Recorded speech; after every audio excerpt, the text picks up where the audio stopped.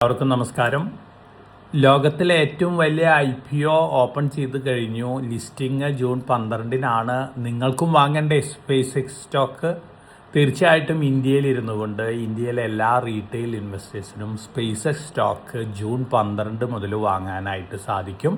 Space X സ്റ്റോക്കാണ് ലോകത്തിലെ ഏറ്റവും വലിയ IPO ആയിട്ട് വരുന്നത്. സ്പേസ് എക്സ് സ്റ്റോക്ക് റേസ് ചെയ്യാൻ പോകുന്ന $75 ബില്യൺ ആണ്. ഇതിനു മുമ്പത്തെ ഏറ്റവും വലിയ IPO എന്ന് പറയുന്നത് $29.4 ബില്യൺ റേസ് ചെയ്തിട്ടുള്ള സൗദി ആരാംകോ ആയിരുന്നു. അതിനുശേഷം ഏറ്റവും വലിയ IPO ആണ് ഇപ്പോൾ വരുന്നത്. തീർച്ചയായിട്ടും എല്ലാവരും വളരെ ആകാംക്ഷാഭരിതരായിട്ടാണ് ഇരിക്കുന്നത്. എങ്ങനെയായിരിക്കും സ്പേസ് എക്സ് ലിസ്റ്റ് ചെയ്യാൻ പോകുന്നത്, എങ്ങനെയായിരിക്കും ഈ സ്റ്റോക്ക് അടുത്ത വർഷങ്ങളിൽ മുന്നേറാൻ പോകുന്നത് എന്നുള്ള എല്ലാ കാര്യങ്ങളും വളരെ വളരെ ആകാംക്ഷയോട് കൂടിയാണ് ലോകത്തിലുള്ള എല്ലാ ഇൻവെസ്റ്റേഴ്സ് ഇരിക്കുന്നത്. അപ്പോൾ എലോൺ മസ്കിൻ്റെ ഏറ്റവും ഇന്നോവേറ്റീവ് ആയിട്ടുള്ള ഒരു കമ്പനിയാണ് സ്പേസ് എക്സ്. സ്പേസ് എക്സിന് 3 ഡിവിഷൻസ് ഉണ്ട്. സ്പേസ് റിലേറ്റഡ് ഡിവിഷൻ ഉണ്ട്, അതുപോലെ തന്നെ സ്റ്റാർലിങ്ക് എന്ന് പറയുന്ന സാറ്റലൈറ്റ് സർവീസസ് ഒക്കെ കൊടുക്കുന്ന ഒരു ഡിവിഷൻ ഉണ്ട്. അതോടൊപ്പം തന്നെ ഗ്രോക്ക് AI ആർട്ടിഫിഷ്യൽ ഇൻ്റലിജൻസ് സെഗ്മെൻറ്റും കൂടിയുണ്ട്. അപ്പോൾ 3 ഡിവിഷനും കൂടിയിട്ടുള്ളതാണ് സ്പേസ് എക്സ്.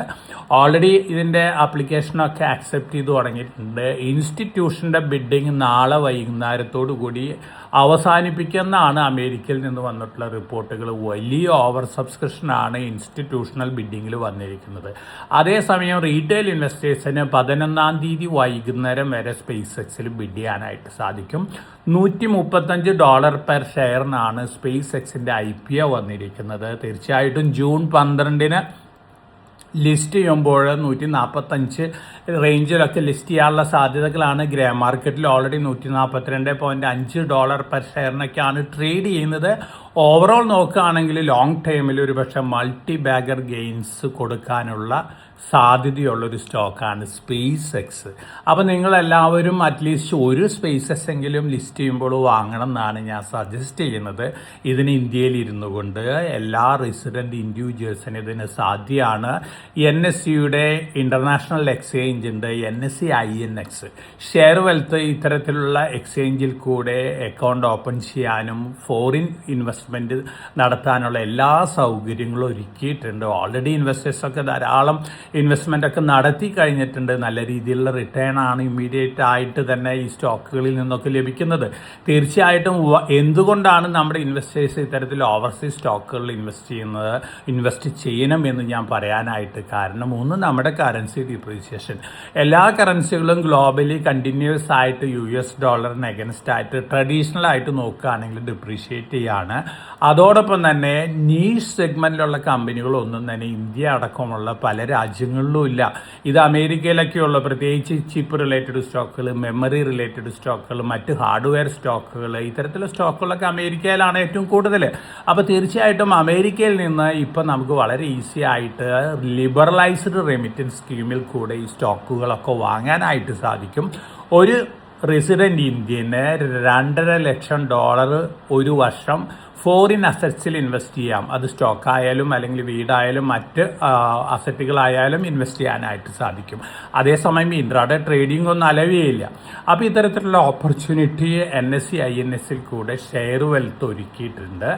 അപ്പോൾ എല്ലാ ഇൻവെസ്റ്റേഴ്സും ഞാൻ റിക്വസ്റ്റ് ചെയ്യുന്നത് ജൂൺ 12-ന് മുമ്പ് NSE INSൽ അക്കൗണ്ട് ഓപ്പൺ ചെയ്തുകൊണ്ട് അറ്റ്ലീസ്റ്റ് ഒരു സ്പേസ് എക്സ് സ്റ്റോക്കെങ്കിലും വാങ്ങുന്നത് നന്നായിരിക്കും. ഇത് 3-4 വർഷം കീപ്പ് ചെയ്തേക്കൂ.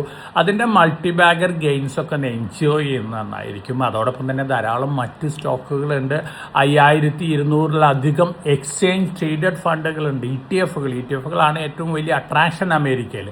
അപ്പോൾ ഇത്തരത്തിലുള്ള പ്രോഡക്റ്റുകളിലൊക്കെ ഇൻവെസ്റ്റ് ചെയ്യാനുള്ള അവസരമാണ് ലഭിക്കുന്നത്. ഇത്തരത്തിലുള്ള ഓവർസീസ് ഇൻവെസ്റ്റേഴ്സ് ഓവർസീസ് സ്റ്റോക്കുകളിൽ ഇൻവെസ്റ്റ് ചെയ്യുകയാണെങ്കിൽ 2 വർഷത്തിനുള്ളിൽ വിൽക്കുകയാണെങ്കിൽ നോർമൽ സ്ലാബിലുള്ള ഇൻകം ടാക്സ് കൊടുക്കേണ്ടി വരും ആ പ്രോഫിറ്റിന്മേൽ. 2 വർഷത്തിന് ശേഷമാണ് വിൽക്കുന്നതെങ്കിൽ 12% long time capital gains tax മാത്രമേ ഉള്ളൂ.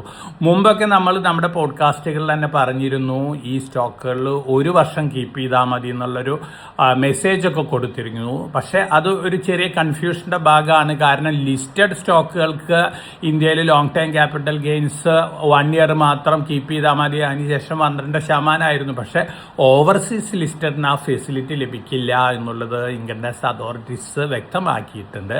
അതുകൊണ്ട് ഓവർസീസ് സ്റ്റോക്കുകളിൽ ഇൻവെസ്റ്റ് ചെയ്യുന്ന ഇൻവെസ്റ്റേഴ്സ് 2 വർഷം കീപ്പ് ചെയ്ത് കഴിഞ്ഞാൽ 2 വർഷത്തിന് ശേഷമാണെങ്കിൽ 12% ക്യാപിറ്റൽ ഗെയിൻസ് കൊടുക്കേണ്ടതുള്ളൂ, അതും ആ പ്രോഫിറ്റിന്മേൽ. ഇതിലുള്ള ബ്യൂട്ടി എന്ന് പറയുന്നത് 2 വർഷം കഴിയുമ്പോഴേക്കും നമ്മുടെ കറൻസി വീണ്ടും ഡിപ്രീഷിയേറ്റ് ചെയ്യുകയാണെങ്കിൽ തീർച്ചയായിട്ടും അതിൻ്റെ ബെനിഫിറ്റ് കിട്ടും. ഒപ്പം പല മാർക്കറ്റുകളും സൈക്കിളിക്കലാണ്, പല സൈക്കിളുകളിലും ഇന്ത്യൻ മാർക്കറ്റ് പെർഫോം ചെയ്യുന്നില്ല, ഒരുപക്ഷെ അമേരിക്കൻ മാർക്കറ്റ് പെർഫോം ചെയ്തിരിക്കും.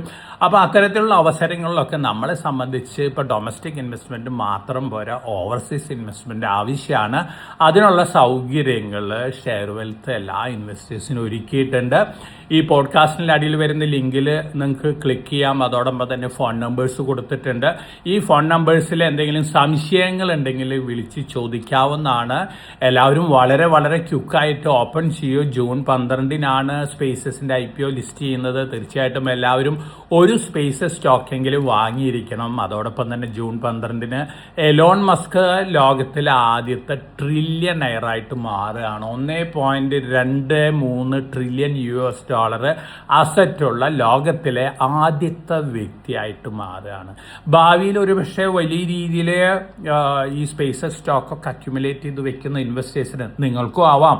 വലിയ രീതിയിൽ സ്പേസസ് സ്റ്റോക്ക് അക്യുമുലേറ്റ് ചെയ്യുകയാണെങ്കിൽ ഒരുപക്ഷെ ഭാവിയിലും അത്തരത്തിലുള്ള വലിയ ഗെയിനൊക്കെ നിങ്ങൾക്ക് ഈ സ്റ്റോക്കിലൊക്കെ എക്സ്പെക്ട് ചെയ്യാം. സ്പേസസ് പ്രോജക്റ്റുകൾ വലിയ രീതിയിൽ പെർഫോം ചെയ്യുകയാണെങ്കിൽ തീർച്ചയായിട്ടും ഇപ്പോൾ $135 പെർ ഷെയറിനാണ് സ്പേസസിൻ്റെ ഷെയർ ഓഫർ ചെയ്തിരിക്കുന്നത്. ഒരു പക്ഷേ ഈ ഷെയർ $1,000-1,200 പെർ ഷെയറൊക്കെ മാറിക്കൂടായില്ല. അതോടൊപ്പം തന്നെ ഏറ്റവും വലിയ പ്രത്യേകത ഈ അമേരിക്കൻ IPOയിലുള്ളത്, സാധാരണ രീതിയിൽ റീറ്റെയിൽ ഇൻവെസ്റ്റേഴ്സിന് 5% അമേരിക്കയിലെ IPOയിൽ കൂടിയൊക്കെ ഷെയർ അലോട്ട് ചെയ്യാറുള്ളൂ. പക്ഷേ എലോൺ മസ്ക് വളരെ വളരെ സ്ട്രിക്റ്റ് ആണ്. അദ്ദേഹം പറഞ്ഞിരിക്കുന്ന അദ്ദേഹത്തിൻ്റെ ഫാൻസിനൊക്കെ സ്പേസസ് സ്റ്റോക്ക് കിട്ടണം. അതുകൊണ്ട് തന്നെ $75 ബില്യൺ US$ 30% അദ്ദേഹം നീക്കി വെച്ചിരിക്കുന്ന റീറ്റെയിൽ ഇൻവെസ്റ്റേഴ്സിനാണ്.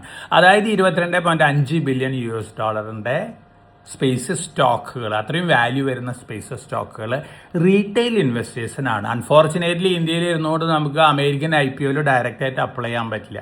അപ്പം നമ്മളെ സംബന്ധിച്ചുള്ള ഏറ്റവും വലിയൊരു ഓപ്പർച്യൂണിറ്റി എന്ന് പറയുന്നത് ജൂൺ 12-ന് SpaceX ലിസ്റ്റ് ചെയ്യുമ്പോൾ അമേരിക്കൻ സ്റ്റോക്ക് എക്സ്ചേഞ്ചിൽ നിന്ന് ഇന്ത്യയിലെ NSE INX-ൽ കൂടെ നിങ്ങൾ അക്കൗണ്ട് ഓപ്പൺ ചെയ്തിട്ടുണ്ടെങ്കിൽ നിങ്ങൾക്കും വാങ്ങാം. അപ്പോൾ ഇന്ന് തന്നെ NSE INX എക്സ്ചേഞ്ചിൽ അക്കൗണ്ട് ഓപ്പൺ ചെയ്യുക, SpaceX വാങ്ങുക ജൂൺ 12-ന്. അതിനുശേഷം നിങ്ങൾക്ക് ഇഷ്ടമുള്ള ഏത് ഓവർസീസ് അസറ്റിലും നിങ്ങൾക്ക് ഇൻവെസ്റ്റ് ചെയ്യാം. സ്റ്റോക്കുകളുണ്ട്, മ്യൂച്വൽ ഫണ്ടുകളുണ്ട്, ETF-കളുണ്ട്. ഇത്തരത്തിലുള്ള അവസരം വളരെ പരിമിതമാണ്. ഇത് ഓവർസീസ് ഇൻവെസ്റ്റ്മെൻറ്റിൽ കൂടെ മാത്രമേ നമുക്ക് ലഭിക്കുള്ളൂ. അപ്പോൾ തീർച്ചയായിട്ടും ഈ പോഡ്കാസ്റ്റിൻ്റെ ഉള്ളടക്കം നിങ്ങൾക്ക് എല്ലാവർക്കും മനസ്സിലായിട്ടുണ്ടാവുമെന്ന് വിചാരിക്കുന്നു. അപ്പോൾ ഇത്തരത്തിലുള്ള സജഷൻ നിങ്ങൾ എല്ലാവരും ആക്സെപ്റ്റ് ചെയ്തുകൊണ്ട് NSE INX-ൽ അക്കൗണ്ട് ഓപ്പൺ ചെയ്യുക. ഒരു SpaceX എങ്കിലും ലിസ്റ്റിംഗ് ചെയ്യുന്ന ജൂൺ 12-ന് വാങ്ങാം.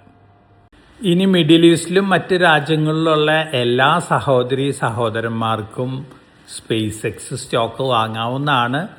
NSE INX-ൽ കൂടെ അക്കൗണ്ട് ഓപ്പൺ ചെയ്തുകൊണ്ട് അവരുടെ NRE ഡോളർ അക്കൗണ്ടിൽ നിന്ന് അവർക്ക് ഫണ്ട് ട്രാൻസ്ഫർ ചെയ്യാം. അവരെ സംബന്ധിച്ച് നോക്കുകയാണെങ്കിൽ വളരെ വളരെ വളരെ ലാഭമാണ്. കാരണം എന്ന് വെച്ചാൽ ഒരു ടാക്സ് ഇന്ത്യയിൽ കൊടുക്കേണ്ട ആവശ്യമില്ല. കാരണം അവരുടെ NRE അക്കൗണ്ടിൽ നിന്ന് ഡോളർ ടു ഡോളർ ട്രാൻസ്ഫർ ആണ്. ഇന്ത്യയിൽ ഈവൻ റിട്ടേൺ പോലും ഫയൽ ചെയ്യേണ്ട ആവശ്യമില്ല.